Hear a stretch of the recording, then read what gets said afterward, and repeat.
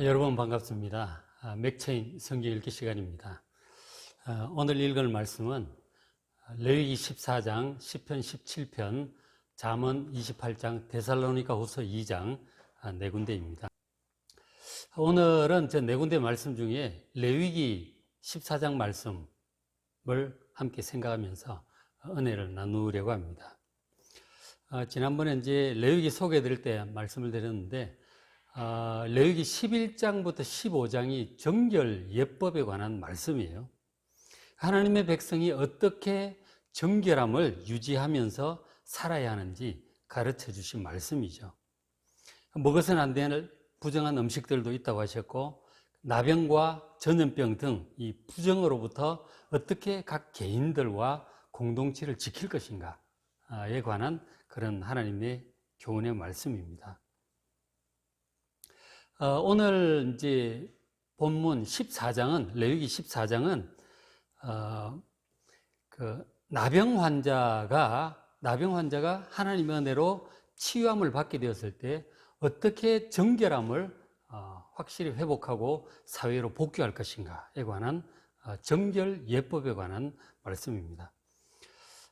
나병, 옛날에 문둥병이라고 했죠. 이 나병은 이 사람의 신경을 서서히 마비시켜서 감각이 없어지게 하고 그러다가 죽음에 이르게 합니다. 그리고 이제 무엇보다 다른 사람에게 전염이 될 수 있기 때문에 이것은 하나님께서 부정한 질병으로 규정을 하시고 특별 관리를 하도록 그렇게 하셨습니다.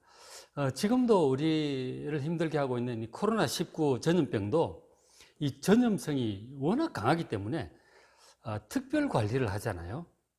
근데 오늘 말씀 보시면 알겠지만 이 전염병 관리에 관한 기본적인 방법이 지금 레위기 14장 정결법에 다 나와 있어요. 참 신기할 정도로 옛날부터 이렇게 전염병 관리를 하게 하셨구나, 지금도 그렇게 하고 있구나, 여러분 이제 그런 느낌을 가지실 것입니다. 먼저 이제 말씀을 좀 보여드리면 레위기 13장 4절에 이런 말씀이 있어요. 그러니까 나병이 의심이 되는 사람, 의심 증상이 있는 거죠. 그러면 제사장은 그 환자를 1회 동안 가두어 두라고 말씀하셨어요. 7일 동안 자가 격리를 시키는 거죠. 지금 우리는 코로나 잠복 기간이 2주라서 14일간 자가 격리를 하는데, 나병 같은 경우는 일단 7일간 격리하면서 관찰하라고 하셨어요. 그렇게 하다가 이제 다시 확인해 보니까 역시 이것은 나병이라고 이제 의사 역할을 하는 그 제사장이 이제 확정을 하게 되면 확진이 되는 거죠. 그러니까 나병이라고 전염병이 있는 사람으로 확진이 되면 어떻게 해야 되느냐? 45절 보면 그 나병 환자는 옷을 찢고 머리를 풀며 윗 입술을 가리고 외치기를 부정하다 부정하다, 그렇게 얘기를 하고 다니라고 하는 것입니다. 무슨 뜻이냐면 내가 지금 전염성이 있는 나병에 걸렸으니 여러분 저에게 가까이 오지 마십시오, 조심하십시오, 그렇게 얘기를 해야 된다고 하는 것입니다. 지금으로 치면 그런 거죠. 우리가 지금 코로나19 확진이 되면 그 사람 동선을 전부 공개하잖아요. 내가 언제 어디를 갔다 왔고 어느 가게를 갔다 왔고, 그러니까 그곳에 가시면 안 됩니다 라고 자기가 전염병에 걸렸다는 사실을 다 공개를 하는 것입니다. 공개를 하라고 하는 그런 뜻이죠. 그리고 46절, 병이 있는 날 동안은 늘 부정할 것이다. 그가 부정한 지 혼자 살되 진영 밖에서 살지니라. 진영이라고 하는 것은 마을 바깥에 가서 따로 살아야 된다고 하는 것이죠. 그러니까 마을에서 함께 살 수 없습니다. 가정에서도 함께 못 살고 마을에서도 못 살고 따로 이제 격리해서 생활을 해야 되는 것입니다. 그러니까 지금은 이제 격리하는 이제 병원에 들어가서 따로 이제 치료를 받죠. 그렇게 하는데 저때는 이제 그런 치료 그런 건 좀 어려우니까 어쨌든 격리를 하게 하셨어요. 그곳에 혼자 지내면서 하나님의 은혜로 또 잘 회복이 되면 이제 다시 가정으로 사회로 돌아올 수 있을 것입니다. 그때까지는 격리 생활을 해야 된다는 것이죠. 이제 그 다음에 이제 레위기 이제 14장이 오늘 본문 말씀인데, 이 레위기 14장은 자신의 이 전염병이 하나님의 은혜로 나았을 때 다시 가정과 사회로 돌아오기 위해서는 어떤 조치를 해야 되는지 하나님께서 가르쳐 주신 말씀이에요. 지금은 이제 코로나19를 보니까 우리나라 같은 경우는 평균 한 25일 정도 걸린다고 그러더라고요. 완치되는데. 그리고 전에 뭐 31번 환자 같은 경우는 뭐 50일 이상 지금 입원을 하고 있다고 하는데 평균적으로 한 25일 정도 걸린다고 합니다. 지금 이제 따로 치료약이 없이 이제 자가 면역으로 낫는 거잖아요. 그래서 이제 그런 상황입니다. 어쨌든 병이 나아서 다시 가정과 사회로 돌아오려면 코로나19 진단검사를 다시 해야 돼요. 그래서 음성이 나오면 이제 가정으로 사회로 돌아올 수 있습니다. 자, 그런데 그때는 어떻게 하라고 하셨을까요? 하나님께서 어떻게 하라고 하셨을까? 먼저 보시면 자 14장 3절에 제사장은 그 의사 역할을 하는 분이죠. 의사는 진영에서 마을 밖으로 그 사람 있는 곳으로 찾아가서 진찰을 해보라 하는 것입니다. 그 의사가 자세히 관찰을 해봅니다. 그래서 이 사람 그러니까 나병 같은 경우는 피부가 깨끗해졌겠죠. 그렇게 깨끗해지고 나았다고 판단이 되면 그 사람이 이제 많은 경험이 있으니까 많은 환자를 봤잖아요. 이 사람은 나은 것이다. 판단이 되면 이제 뭔가 나았다고 하는 정결 예식을 행하게 됩니다. 그러니까 이제 그 제사장이 나았다고 판단을 해야 모든 상황은 해제가 됩니다. 그리고는 그 환자의 오랜 격리 기간 있었던 그 마음과 영혼의 상처를 치유하고 사람들로 하여금 그 사람이 나았다고 하는 것을 선포하는 어떤 정결 예식이 이제 필요합니다. 그렇게 하는데 우리가 이제 이런 말씀을 볼 때 영적으로 생각을 해야 될 것이 뭐냐면 이 나병이 사람의 감각을 마비를 시켜서 서서히 죽음에 이르게 합니다. 그리고 이제 그것이 막 전염이 되는 그런 특징들이 마치 죄의 특징과 비슷합니다. 죄의 특징과 비슷하게 마비성, 전염성, 치명성 이런 것들을 볼 때 그런 질병을 볼 때 죄의 특징과 비슷하다는 생각을 하게 돼요. 그래서 우리가 이제 죄로부터 어떻게 정결함을 얻고 또 모든 것을 다 일상으로 회복할 수 있는지에 관해서 이런 말씀들을 여러분 또 묵상할 수 있겠습니다. 그래서 이제 정결 예식을 할 때 1차 정결 예식과 2차 정결 예식이 있어요. 1차 정결 예식은 이제 뭐냐면 14장 5절에 새를 2마리 준비를 하게 해요. 물론 정결함을 받을 사람이나 식구나 준비하겠죠. 2마리를 준비를 해서 그 한 마리를 흐르는 물 위에서 시냇물 같은 데죠. 질그릇 위에서 잡습니다. 죽이고 그리고 피가 흐르겠죠. 질그릇에. 그리고 이제 다른 새, 살아있는 새를 가지고 그 새로 그 죽은 새의 피를 찍습니다. 찍어가지고 그 피를 정결함을 받을 사람, 즉 나은 사람에게 7번을 이렇게 뿌립니다. 그래서 그러니까 대속의 피를 정결케 하는 피를 그 사람에게 뿌리는 것이죠. 깨끗함을 깨끗하게 하는 그런 이제 영적인 선포의 의미로 뿌리는 것입니다. 그리고는 이제 그 지금 피를 찍어서 뿌린 손에 있는 거 살아있는 새는 그리고 자유롭게 놓아줍니다. 이 새는 해방과 자유롭게 날아가는 것이죠. 그러니까 이 죽은 새의 그 피는 일종의 대속의 피가 되겠고, 그리고 살아있는 새가 살아서 날아가는 것은 이것은 정결함을 얻고 해방된 새 생명을 가지고 새로운 삶을 그리고 더 나아가서 부활의 생명을 상징한다고 말할 수 있겠습니다. 그리고는 이제 그 다음에 뭘 하느냐면 14장 8절에 보면 정결함을 받는 사람은 그 옷을 빨고 그동안 나병 때 입고 있던 그 부정할 때 입고 있던 옷을 빨고 몸의 모든 털을 밉니다. 머리털부터 해서 털을 싹 다 밉니다.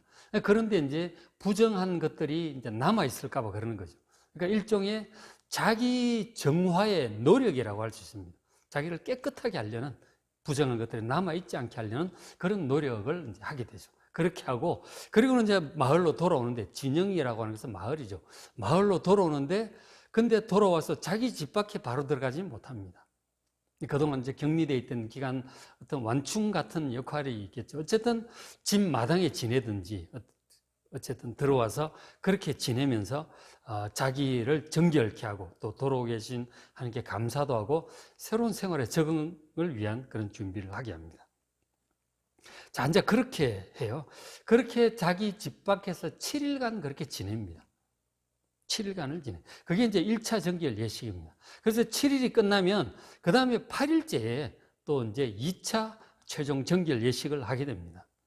우리도 이제 코로나 뭐 이렇게 완치가 돼도 또 이렇게 또 며칠간 또 뭐 이렇게 또 격리하고 이렇게 하잖아요. 그런 걸로 볼 수가 있겠죠. 먼저 이제 뭘 하느냐면 2차 속건 제물의 피를 하나님께 드립니다. 그러니까 자기의 모든 더러움을 죄를 회개하는 그런 의미가 있겠죠. 그리고 그 이제 전염 초기에 또 공동체를 더럽게 했던 그런 죄를 회개하는 그런 의미도 있겠죠. 어쨌든 정결함을 더럽힌 죄를 속하는 의미에서 속건제물, 속죄제물은 비슷한 것입니다. 좀 더 자세히 알고 싶으면 그저 한번 찾아보시면 됩니다. 뭐 비슷한 다 속죄제물 계통이에요. 그렇게 해서 이제 드리고, 그리고 이제 속건제물의 피를 가지고 이제 어떻게 하느냐면 정결함을 받을 사람의 오른쪽 귓부리에 바르고, 그리고 오른 엄지손가락에 바르고 오른 엄지발가락에 바릅니다. 온몸에 바른다는 그런 상징적인 의미죠. 온몸에 그 정결케 하는 피를 다 바른다는 그런 뜻입니다. 그렇게 하고, 그 다음 17절 보면 기름을 또 바르는데, 기름을 준비를 해서 그 기름을 먼저 하나님 성전에 이제 일단 뿌리고, 그 다음에 그 기름을 역시 오른쪽 귓부리와 오른손 엄지손가락, 엄지발가락에 뿌립니다. 그러니까 피를 바르고 그 위에 기름을 바르는 것이죠. 이것은 우리가 이제 그렇게 쉽게 이제 딱 떠오르죠. 그 피는 우리를 정결케 하시는 예수 그리스도의 피를 상징하는 것입니다. 예수님의 피로 우리를 정결케 한다. 그 다음에 예수님의 피로 정결케 한 다음에 성령의 기름으로 우리 몸에 또 바르는 것이죠. 우리를 거룩하게 구별하여 세우는 기름을 바르는 것입니다. 그리고 이제 제사장이 기름을 준비해서 이렇게 해서 바르는데, 그 남은 기름을 이렇게 해가지고 그 정결함을 받아서 머리에 이렇게 다 이렇게 또 바릅니다. 그러니까 그 사람의 정신, 마음을 또 이렇게 성령의 기름으로 발라주는 그런 이제 의미가 있다고 볼 수가 있겠죠. 그 정결하는 예식이 이렇게 진행이 됩니다. 그렇게 이제 정결케 하고 성령의 기름으로 이렇게 바른 다음에 그때는 이제 진짜 기름으로 한 거죠. 영적으로 볼 때 이제 그렇다. 예수 그리스도의 피와 성령의 기름으로 우리가 이제 볼 수 있는 것이죠. 그리고 이제 해야 될 것이 이제 속죄제를 드립니다. 속죄하는 제사를 드리고, 그다음 헌신의 결단으로 번제를 드리고, 감사의 소제를 하나님께 드리고, 그리고는 정결 예식이 마무리가 됩니다. 그러면은 이제 자기 가정으로 들어갈 수 있고 정상적인 사회생활, 일상생활로 돌아올 수 있는 것이죠. 이렇게 해서 이렇게 함으로써 위생적인 조치, 심리적인 조치, 영적인 조치까지 하나님 앞에서, 사회 앞에서 다 정결 예식을 함으로써 모든 정결 예식이 되고 정상적인 회복 생활로 회복이 되는 것이죠. 근데 이제 우리가 지금은 이런 정결 예식을 행하지 않습니다. 왜 그런지 아십니까? 왜냐하면 예수님께서 당신의 생명으로 십자가에 들여서 우리 모두를 위해서 속죄를 하시고 정결케 하셨기 때문에, 예수님께서 소나 새나 양으로 하는 그런 속죄 제물보다 더 온전한 당신의 생명으로 우리의 모든 죄를 속하시고 온전히 정결케 하셨기 때문에 더 이상 우리가 새를 잡거나 그렇게 할 필요가 없습니다. 우리가 예수님의 은혜로 그렇게 하지 않아도 된다는 것, 얼마나 감사한지 모릅니다. 그리고 또 한편으로는 예수님의 죽음, 십자가의 죽음 속에, 오늘 성금요일 예수님 십자가에 죽으신 날이잖아요. 예수님의 죽음 속에 이런 새의 죽음, 그리고 속죄제의 그 양의 죽음, 번제의 그 불태워지는 죽음, 이런 모든 의미가 예수님의 십자가의 죽음 속에 다 포함되어 있다는 사실을 아시고 예수님께 감사하시길 바랍니다. 그래서 우리가 그런 제사를, 정결 예식을 안 해도 얼마든지 우리가 믿음으로 정결하고 거룩하게 살아갈 수 있는 것입니다. 이것이 전부 예수님의 은혜예요. 그래서 정말 우리를 온전히 거룩하게 하시고 죄를 용서해 주시고 정결하게 해 주신 예수님의 은혜 감사하시고 그리고 예수님께 충성하는 여러분들 되시길 바랍니다.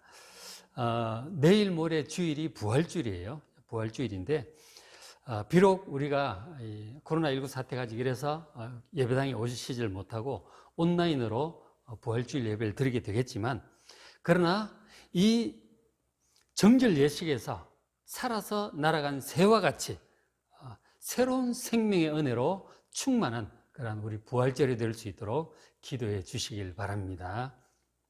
자, 오늘 우리 은혜 나눔 시간은 장은주 집사님 께서 준비를 해 주셨어요. 우리 장은주 집사님 한번 같이 듣겠습니다.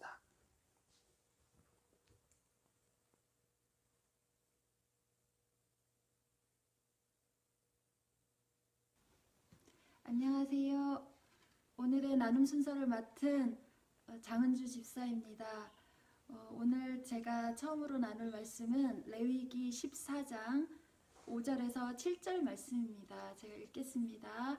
제사장은 명령하여 그 새 하나는 흐르는 물 위 질그릇 안에서 잡게 하고 다른 새는 산채로 가져다가 백향목과 홍색 실과 우슬초와 함께 가져다가 흐르는 물 위에서 잡은 새의 피를 찍어 나병에서 정결함을 받을 자에게 7번 뿌려 정하다 하고 그 살아있는 새는 들에 놓을지며.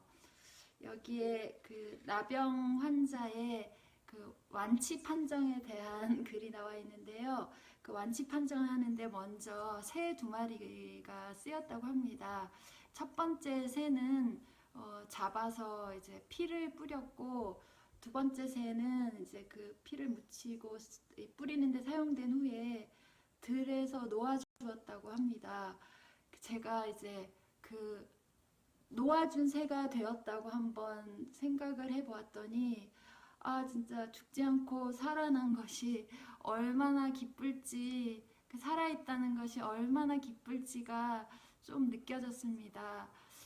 오늘은 특별히 예수님이 우리를 위해서 돌아가신 성금요일인데 예수님께서 돌아가신 그 은혜로 저희들이 영원한 생명을 얻게 되었다는 것이 정말 너무 기쁘게 느껴졌습니다. 그리고 또 무엇보다 그 구원이 나의 행위나 내가 뭘 잘해서가 아니라 거저 주셨다는 것이 오늘 마음에 와 닿았고 그것이 믿어졌고 받아들여졌습니다. 그래서 너무 감사하고 기뻤습니다. 두 번째 말씀은 시편 17편 14절입니다. 읽겠습니다. 여호와여, 이 세상에 살아있는 동안 그들의 분깃을 받은 사람들에게서 주의 손으로 나를 구하소서. 그들은 주의 제물로 배를 채우고 자녀로 만족하고 그들의 남은 산업을 그들의 어린 아이들에게 물려주는 자니이다. 여기 그들의 분깃을 세상에 살아있는 동안에 받은 사람들이라고 나와 있는데 저도 이 사람들과 똑같이 세상에서 저의 분깃을 얻고자 노력을 하고 그렇게 가치를 두고 살았던 것 같습니다. 뭔가 양보하거나 남에게 주는 것이 너무 저에게 손해인 것처럼 느껴질 때가 많았고 또 남과 끊임없이 비교하면서 남보다 더 가지지 못하는 것을 안타까워하며 그렇게 욕심으로 살았던 것 같습니다. 오늘 이 시편 말씀과 또 나머지 잠언이나 이런 말씀들을 읽으면서 우리에게는 하나님께서 주시는 영원한 분깃, 주님의 인정과 칭찬이 있고 그것은 영원하다는 것이 깨달아졌습니다. 그래서 이제 양보를 하거나 남을 나보다 낮게 여기라는 말씀, 인내하라는 말씀 등 그런 여러 가지 하나님의 말씀을 더 기쁜 마음으로 영원한 상급을 기대하면서 순종할 수 있게 될 것 같습니다. 또 그렇게 되기를 기도합니다. 감사합니다.